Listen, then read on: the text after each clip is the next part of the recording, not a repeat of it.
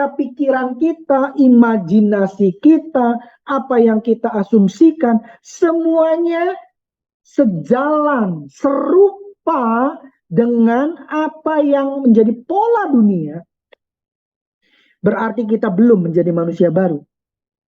Ya, nah kata serupa dalam ayat ini menggunakan kata Yunani adalah zuzematizo. Apa maknanya? Salah satunya adalah menyesuaikan diri kita dengan pola orang lain.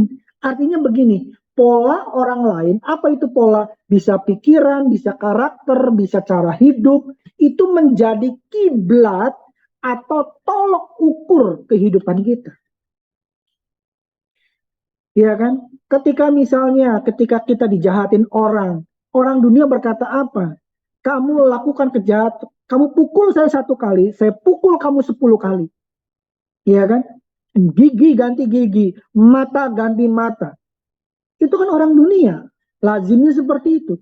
Ketika kita ada diperhadapkan dengan situasi seperti itu, kalau kita pakai cara dunia, kita berarti kita ikut-ikutan dengan pola dunia. Berarti kita menjadi serupa dengan dunia. Kita meninggalkan pikiran baru kita dan kita pakai lagi pola pikiran manusia lama kita. Hati-hati. Jadi ketika kita bilang aku manusia baru, artinya pikiran kita harus pikiran baru.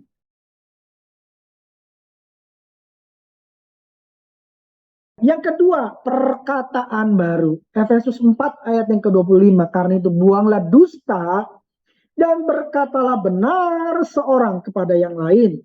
Karena kita adalah sesama anggota. Anggota apa? Anggota tubuh Kristus. Nah, jangan ada lagi perkataan dusta, berkata benar. Orang Kristen wajib punya perkataan baru. Perkataannya selalu mengandung kebenaran, tidak lagi berkata-kata dusta. Ya, jangan lagi kita mikir, oh bohong dikit-dikit bolehlah, ya kan? Tipu-tipu dikit bolehlah. Kalau kita yang berdagang bilang ini barang KW1, kita bilang, oh ini barang ori. Jangan lagi, ya. KW, ori-ori, berkata kebenaran. Kedua, perkataannya tidak saling menjatuhkan, tapi saling menguatkan dan membangun. Perkataan kita tidak lagi membuat orang jadi syak, jadi jatuh, jadi tersandung, tapi biarlah perkataan kita boleh saling menguatkan, saling membangun. Dan yang ketiga, tidak lagi kita berkata-kata negatif tentang siapapun, atau kita tidak lagi suka bergosip. Ya, jadi kalau kita bilang aku anak Tuhan, aku manusia baru, tetapi hobinya masih gosip kanan, gosip kiri, hati-hati, ya. Berarti perkataannya belum perkataan baru. Gosip itu adalah perkataan yang lazim buat orang-orang dunia. Kan tadi dibilang kainos, ya kan? Kita tuh menjadi manusia yang tidak lazim, artinya kita tidak lagi ikut-ikutan dengan cara begitu. Itulah kainos, ciptaan yang baru, manusia yang baru. Nah, Efesus 4 ayat 29, janganlah ada perkataan kotor keluar dari mulutmu, ya kan? Jangan lagi ada perkataan-perkataan yang membawa kebun binatang, ya kan? Peternakan keluar semua, hati-hati, jangan. Ya, perkataan kita harus menjadi perkataan yang baru, perkataan yang baik untuk membangun di mana perlu supaya mereka yang mendengarnya beroleh kasih karunia. Nah, satu lagi, Roma 14 ayat 13, karena itu janganlah kita saling menghakimi. Orang dunia paling sering gampang menghakimi, ya kan? Belum jelas duduk masalahnya langsung berasumsi. Ya kan? Langsung berasumsi, langsung menjudging, langsung menghakimi.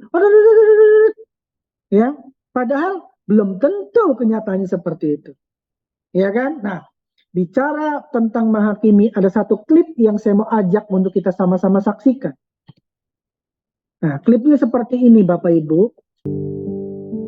Apakah suaranya jelas? Ya. Satu ketika ada di dalam suatu bus yang padat, ada seorang wanita hamil duduk berdiri di samping seorang anak muda. Diusik-usik, ayo dong, gantian, kamu gak kasihan kah? Ya kan? Semua menghakimi anak muda ini. Kok kamu begitu? Kamu egois ya? Ternyata kita lihat anak muda ini, dia kehilangan satu kakinya. Dan semua terkatupkan mulutnya. Feel guilty bukan? Jadi yuk mari Bapak Ibu, jangan cepat-cepat kita menghakimi.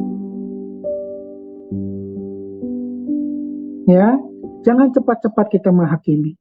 Ketika kita melihat sesuatu kejadian, ayo tahan perkataan kita, tidak langsung menghakimi, tidak langsung oh pasti begini. Hati-hati, karena belum tentu perkataan kita itu benar. Siapa tahu kita akan merasa menyesal di ujungnya nanti. Yang ketiga, perbuatan kita harus baru. Kalau tadi pikiran baru, perkataan baru, perbuatan yang baru. Salah satu contoh perbuatan baru yang harus kita lakukan itu adalah perbuatan baik kita. Tapi perbuatan baik kita harus berbeda dengan orang-orang dunia. Apa itu? Matius 5 ayat 16. Demikianlah hendaknya terangmu bercahaya di depan semua orang, supaya mereka melihat perbuatanmu yang baik dan memuliakan Bapamu yang di sorga. Bapak Ibu, di sini dikatakan hendaklah terangmu bercahaya di hadapan semua orang. Supaya apa? Supaya mereka melihat perbuatanmu yang baik. Jadi perbuatan baru yang harus kita lakukan adalah perbuatan baik. Tetapi perbuatan baik yang seperti apa? Ya, perbuatan baik yang seperti apa? Orang Kristen tidak lagi melakukan perbuatan-perbuatan kehidupan lamanya. Berbuat jahat, ya kan, saling membalas. Ingat, kita berbuat baik bukan untuk diselamatkan, Bapak Ibu. Tetapi kita berbuat baik itu justru karena kita sudah diselamatkan. Nah, perbuatan baik kita tuh standarnya seperti apa? Ya kan? Di sini katakan melihat perbuatanmu yang baik. Standar baiknya itu seperti apa? Karena baik menurut saya belum tentu baik menurut Pak George. Karena itu kita harus punya standar yang sama. Apa itu standar perbuatan baik kita? Kata baik di sini, kata Yunani adalah kalos. Salah satu maknanya adalah excellent dan useful. Apa maksudnya? Excellent kita sama-sama tahu artinya bagus sekali. Tidak asal-asalan. Artinya Bapak Ibu, ketika kita bilang aku manusia baru, biarlah perbuatan baik kita itu tidak asal-asalan, bagus, dan tanpa pamrih. Banyak orang yang pengen istilahnya melakukan perbuatan baik, tapi perlu di-shoot, ya kan? Perlu dipanggil wartawan. Kita anak Tuhan nggak perlu lakukan itu. Setuju ya? Kita nggak perlu lakukan itu. Nah, kadar baik kita adalah kita baik, bagus, dan tidak asal-asalan. Yuk kita renungkan. Kalau kita mau kasih kado kepada orang, biasanya kita pikirkan yang istilahnya grade-nya yang mana, ya kan? Oh, kita kan cuma ngasih ke orang, apalagi tuh kita ngasih ke karyawan kita, ke sopir kita, ya kan? Ke ART kita. Ya, barang-barang KW juga boleh lah, gitu kan? Hati-hati, hati-hati. Kalau kita lakukan seperti itu, nggak ada bedanya dengan orang dunia. Setuju? Dan perbuatan baik kita tuh harus useful, berguna buat orang itu. Jadi bukan hanya, maaf, pansos Bapak Ibu. Iya kan? Hari-hari ini kata pansos, istilahnya pencitraan, itu tuh gampang banget kita dengar. Nah, sebagai anak Tuhan, kita tidak lakukan itu. Perbuatan baik kita tuh karena memang kita tulus tanpa pamrih, kita lakukan yang the best yang bisa kita lakukan, dan apa yang kita lakukan itu berguna buat orang itu. Juga bukan bergunanya buat kita, buat pencitraan lah, buat pansos lah, bukan. Tapi benar-benar berguna buat orang itu. Pikiran, perkataan, dan perbuatan kita harus menjadi baru jika firman Allah menjadi kiblat hidup kita. Kita bilang begini, oke Pak, oke. Sekarang aku ngerti, aku mau pikiran, perkataan, dan perbuatan aku menjadi baru semua.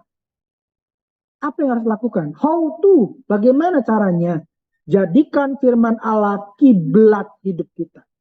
Firman Allah jangan jadikan hanya sekedar isi otak kita. Hanya sekedar pengetahuan kita. Tapi biar firman Allah menjadi kiblat hidup kita. Ya. Pemazmur berkata, firman-Mu itu pelita bagi kakiku dan terang bagi jalanku. Artinya, firman Allah itu menuntun langkah hidup kita. Jadi bukan hanya sekedar menjadi pengetahuan kita. Kita hafal, kali ayat itu adanya di mana letaknya. No. Kalau itu hanya sekedar jadi isi pengetahuan kita, itu tidak menjadi kiblat hidup kita. Kita menjadi serupa dengan dunia, nggak ada bedanya nanti. Ya.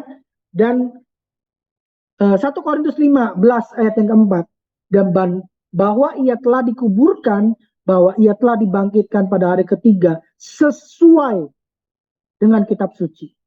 Bapak Ibu Saudara, Yesus sudah memberi contoh bahwa hidupnya itu sesuai dengan kitab suci. Based on Bible, based on God's word. Artinya begini, biarlah hidup kita, apa yang kita hidupi, biarlah langkah hidup kita, itu semua sesuai dengan firman Tuhan. Jangan lagi kita punya kiblat yang lain. Jangan lagi ada yang menjadi tolok ukur hidup kita selain firman Tuhan. Jadi kalau firman Tuhan katakan A, do it. Ya, jangan kita berargumentasi segala macam bla bla bla bla bla. Jangan. Biarlah hidup kita sesuai dengan kitab suci. Yesus sudah kasih contoh, kasih teladan. Mari kita ikuti teladannya Tuhan Yesus. Amin. Dan saya akan tutup dengan beli kain di pasar baru. Jangan lupa membeli jinten.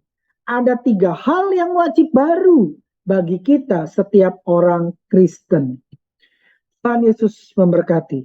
Saya kembalikan ke Pak George, Pak Host.